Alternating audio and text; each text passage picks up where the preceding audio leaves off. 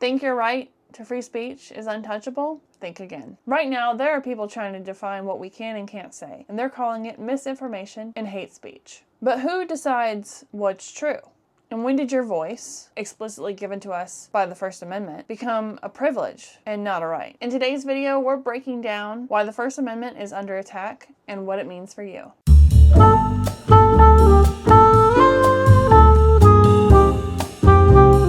So as a journalism major who graduated from one of the best journalism schools in the country, though I'm not a working journalist, although you could call what I do here video journalism or even entertainment journalism, because at this point it's just entertainment, so there it is. But I'm very passionate about the First Amendment, and I'm more passionate about the First Amendment than I really ever thought I would be. It allows me to sit here and talk with you about topics that matter to me and you, because you're sitting here watching this video, and it really is just a beautiful thing. But recently, there's been a dangerous shift to what the First Amendment entails. And people are changing the way that they're talking about this fundamental right. And I'm talking about government officials. Some have even suggested that free speech is not a right, but a privilege. I'm sorry, but are we living through the Hunger Games or a Black Mirror episode? Because this is not the America that you and I know. They're saying that it's a privilege that can be revoked, that you can be shut down, that you can be stopped for what you say. Now, the First Amendment is critical. I mean, there are attorneys, constitutional law attorneys. There are organizations who fight for the First Amendment right violations every single day. And they're telling us that all of a sudden it's a privilege and not a right? I'm sorry, what? I do believe that it is in fact written right here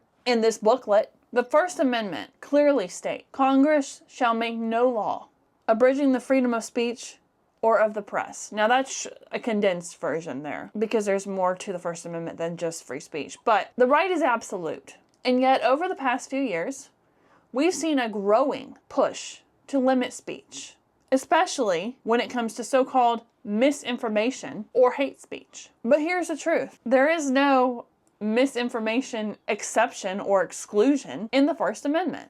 What we're seeing is an unprecedented attack on free speech. For the last few years, leaders have worked to censor views they don't agree with, labeling anything that challenges their narrative as dangerous misinformation or disinformation. We even saw efforts to create systems like a disinformation governance board and calls for social media companies to crack down on what they deem harmful speech.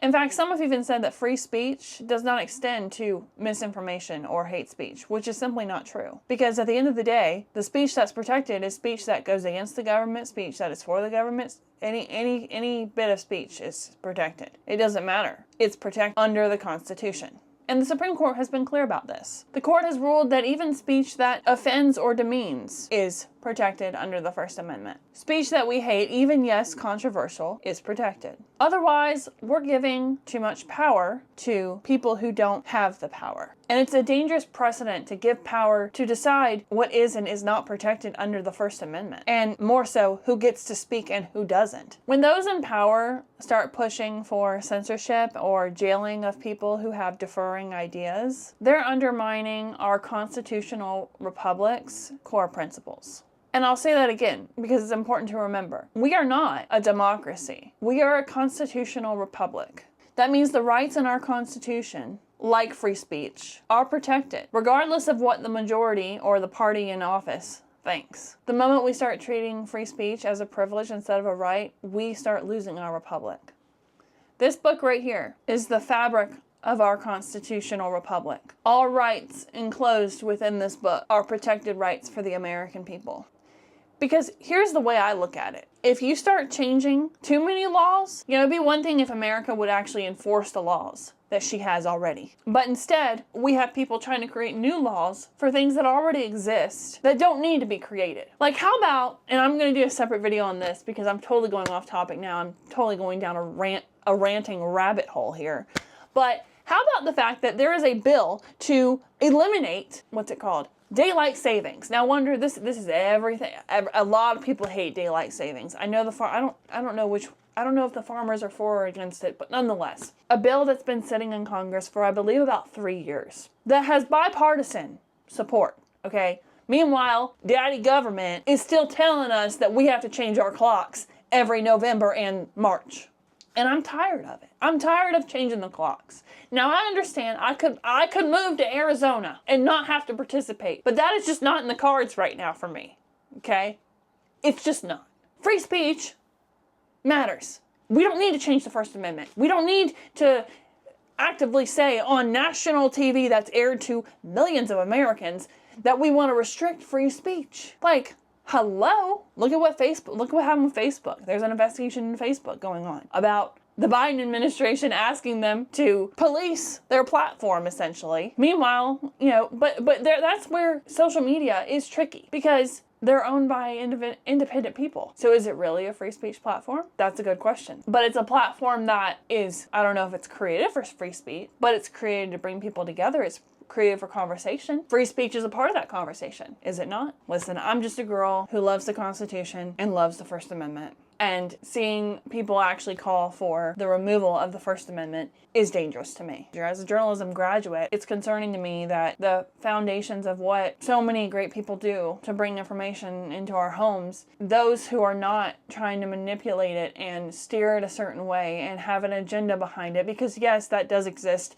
but a majority of the people I know who are journalists are not a part of that. It is unfortunate. It's unfortunate what's happening. It's unfortunate that they're trying to say that free speech is not a right, but only a privilege. There was a rise of the term fake news used, maybe 8 years ago. And this is before I was even a journalism major, so I really didn't pay much attention. But I was kind of aware of it because I watched Meet the Press on Sundays. And what was said there was not truthful or accurate reporting, like what we're trained to do as journalists. And that's the unfortunate thing. These are not the Walter Cronkite days. Let's put it that way.